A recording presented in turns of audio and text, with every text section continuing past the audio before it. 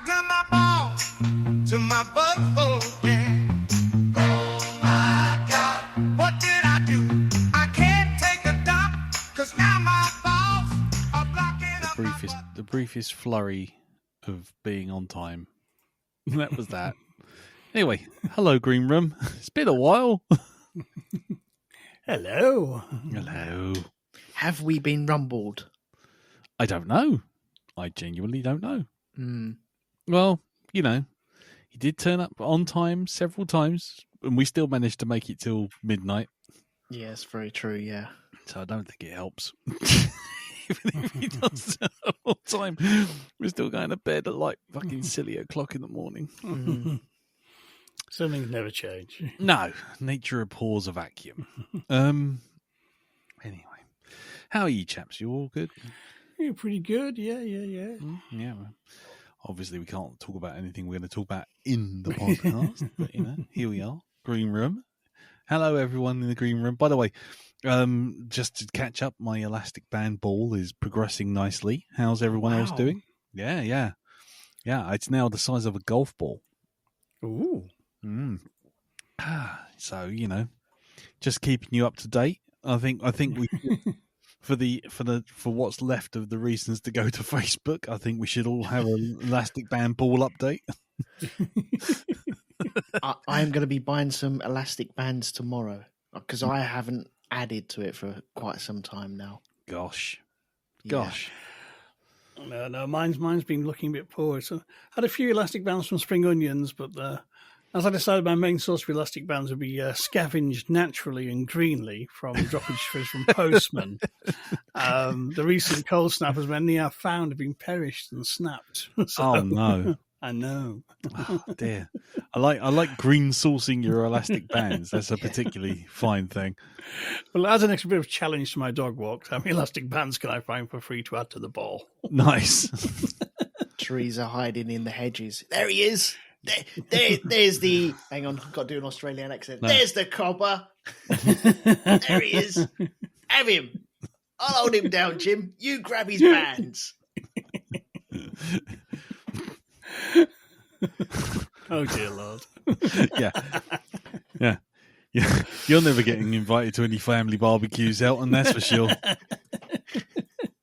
They'll just be on a beach and shrimps and shit like that anyway, so it's okay. No, it's Barbies are in the park. They've already got pre-built Barbies in the park. Barbie's in the park? Yeah, man. I've been to a few family Barbies in the park. Roof. Indeed. Just makes me more anxious because I don't know what the fuck's in the park. He's going to kill me halfway through.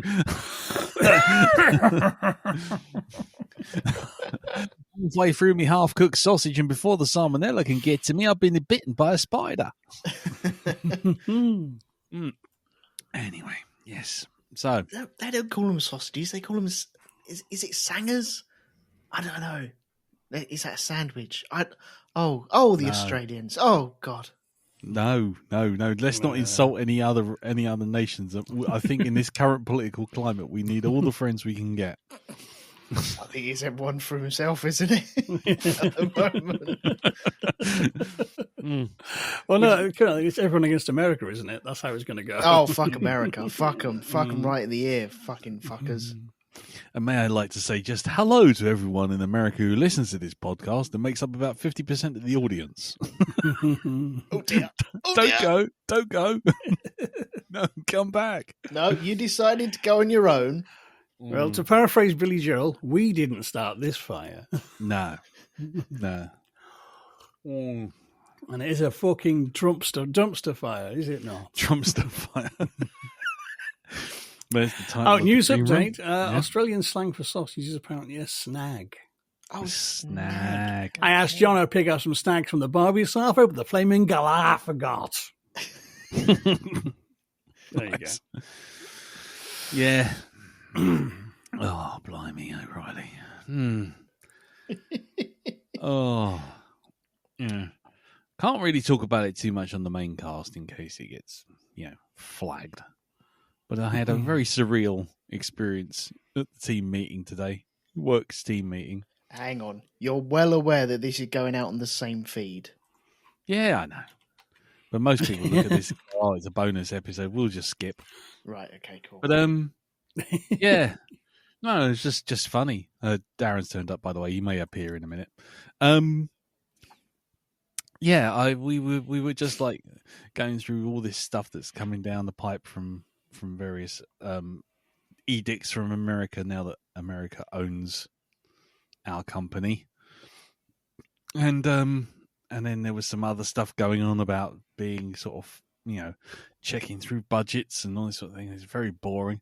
And then they decided that they have a little thing at the end where they try to do like a little team get together kind of thing, like a little team bonding exercise. And and someone pulled out the bag, let's do Dungeons and Dragons. Okay. Have you ever tried to do Dungeons and Dragons with 15 people, of which at least 75% have never even touched a 20-sided dice, let alone know what it's for? It's an interesting moment when everyone has to roll their character sheets and all this kind of stuff. And I'm sitting there like, what? What's going on here? It's way too complex. Party of 15? No. No. So yeah. So my elven thief, Mortimer Rattlesworth Everwin Smythe, never got to really do much, to be honest, apart from just be a roller stat that basically made him shit for being a thief. so I've got a thief that's got a board of paddling apparently, and absolutely no skills with lockpicks, pickpocketing, or anything. But his charisma's off the charts. So, yeah, I don't know what that means. Don't know what the outcome of that will be. I don't know if we're doing Dungeons and Dragons ever again at work, or whether it's just someone wasting 30 minutes.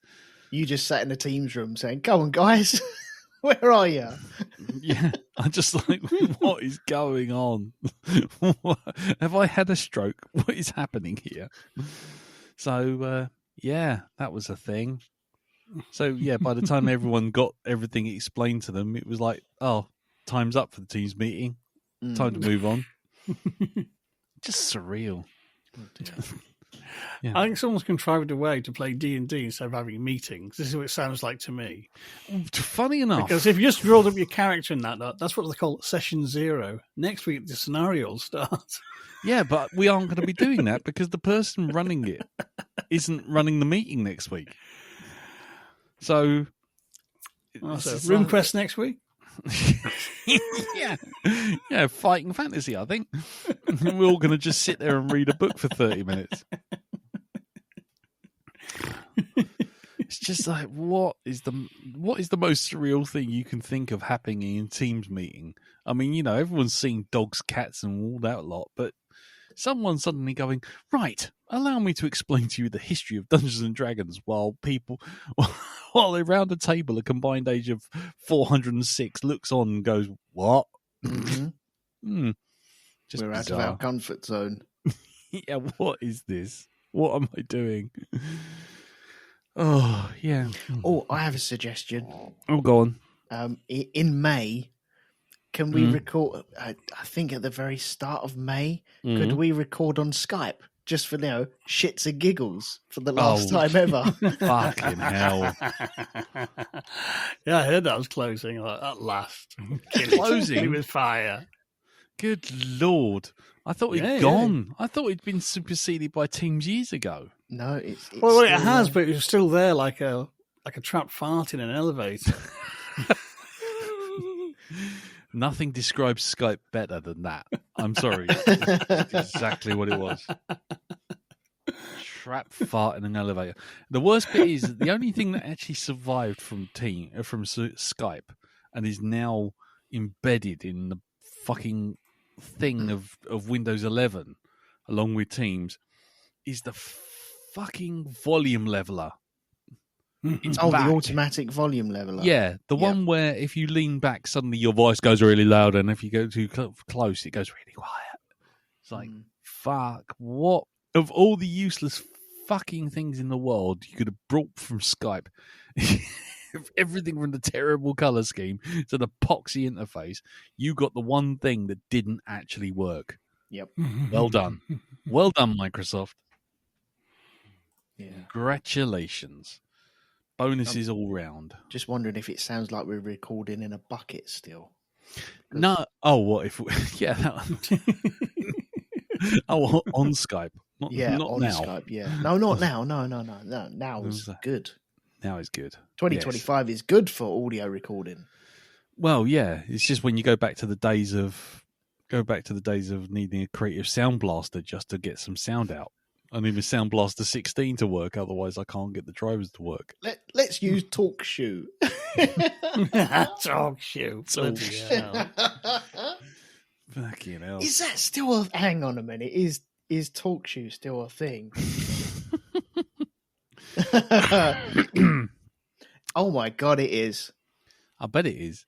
I bet the worst thing is, I bet that's improved. I bet it's like Winamp. It's one of those things that's just constantly been worked on by a bunch of really, really dedicated old school fans who just refuse to let it go. Yeah. But it had that annoying... Didn't it have that little embedded recording at the very beginning of everything? Oh, yes, yeah. Yes. Little watermark at the beginning so you knew where it came from. And then it sounded like you was under 4 layers of clean film as you were speaking. It was hideous and atrocious. That's because it could only encode at like 24 megahertz or something like that. It was like...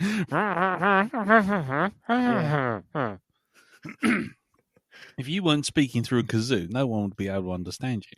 Mm. People at the bottom of the ocean could.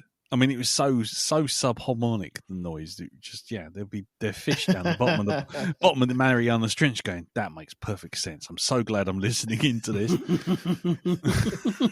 5 stars. 5 star. 5 starfish. Nice.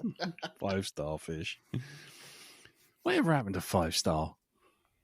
The British Jacksons. Yeah. Mad that's and do they have starfish? Oh no, don't answer that one. I think the answer is yes. Don't Google up 5 stars starfish. And there you go. If anyone's listening to this and wants to keep the Facebook page alive, post up 5 stars starfish. There you go. Stick some pictures on there. Let us know you're listening. Jeez. What?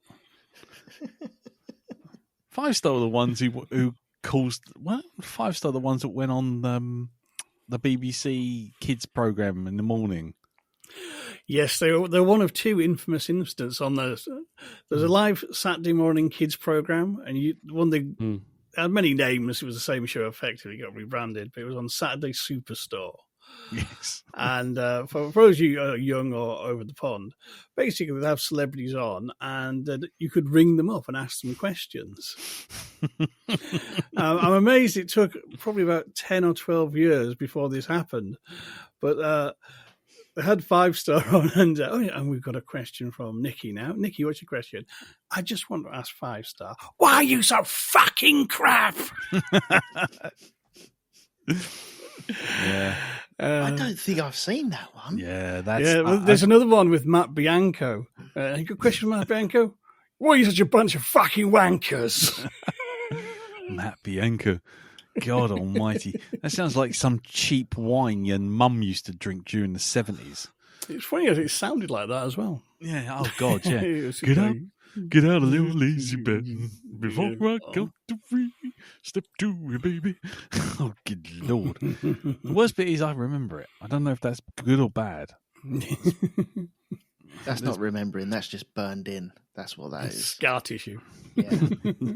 No, that was Red Hot Chili Peppers. Hey. It's like a CRT TV. It doesn't remember the TV shows that you've had, but it remembers BBC burned into the corner. Yeah, and the little bug in the corner. Yeah. Funny how the most analog thing in the world, which was the rolling BBC logo, remember the world on the mirror where it was reflected back, was probably the most the best screensaver that you could ever have for a TV. And it came out when you couldn't burn the image into the TV. Nice. Yeah. They were onto something. They were ahead of their time, BBC. Different age. Different age. God, I remember that. Yes. Mm. Yeah. I thought the past was rubbish at the time, but right now it's looking pretty good. Yes. Yeah. I must admit that as much as I usually rail against nostalgia and all that kind of bollocks, I am the worst for some of it, but just there are times like now, these current modern times, it's just like you're sitting there going, I really wish I wasn't living through one of those things they're going to teach in history lessons. Yeah. We're chapter 12, aren't we? Yeah, we've got an entire passage on this. The kids are gonna in years to come. Kids are gonna be sitting there sweating their bollocks off at an A level history. Oh yeah, the teacher's gonna be okay. Kids, sit down. Are you comfortable? Right now, we're gonna talk about the 2020s. Oh, and they're gonna be like, oh no. Yeah, exactly. It all started when Harambe was shot. Like, what? What's that even mean? It was widely seen by popular culture as the turning point for all of history. A gorilla being shot. Well, these other ones, was it David Bowie dying? Yes, That's 16, wasn't it? Yeah, 2016. The great talent cull. Oh, I have heard it said on Blue Sky, one chap would say had the crackpot theory that things started going downhill when the BBC axed children's programs on a Saturday morning and filled it with middle class wank cookery programs no one watches. Yes, was that the beginning of the end? I think it might well have been. Yeah. Yeah. The minute that children's TV turned into just one episode of Why Don't You, which went on for 45 minutes, and all the cartoons went out the window, it was just like, yeah, I think that's it now. I think we're done. And then mobile phones came in shortly after, and it's like, yeah, between Why Don't You and mobile phones, kids have got no interest in Saturday morning TV anymore. Fucking Why Don't You was awful. Did anyone actually watch it all the way through? Only if they promised something good at the start that got me interest. Otherwise, it was, I'll take their advice and do something less boring instead of watching this. Yeah, exactly. Because it was because they always made it out like you knew all the kids, like you'd know who they were, and they literally changed the cast every single episode. It was every season, because every season came from a different region. So I know Russell T Davies got his start actually writing the stuff for them to do, and he said he just had to go down to Rick Smith's and buy all these kids' activities books because all the old kids ever sent in to do was make bloody chocolate Rice Krispie cakes. So I'm always in the production, I was trying to find some other things they've had these kids demonstrate to make you could do in your paid spare time you hadn't already done 1,000 times before. Yeah, but it was that thing with children's TV where they thought they had to do the educational bit, and then they thought by having kids in dungarees bouncing around going, "Hey kids, hey fellow dudes, let's go and make a radical Tracy Island," and you're like, what? Why? What? Here's a documentary on BMX bikes. What? I don't give a fuck about that. I remember kind of when it started, it was a bit more anarchic. I'm talking really like mid-70s when it started. Yeah. Because I vividly remember this long-running joke going through one series about there's these invisible creatures called Dorises. Oh, my God. And they nested in abandoned anoraks. Oh, fuck. Hey. Good evening. I turn my ball to my buffalo.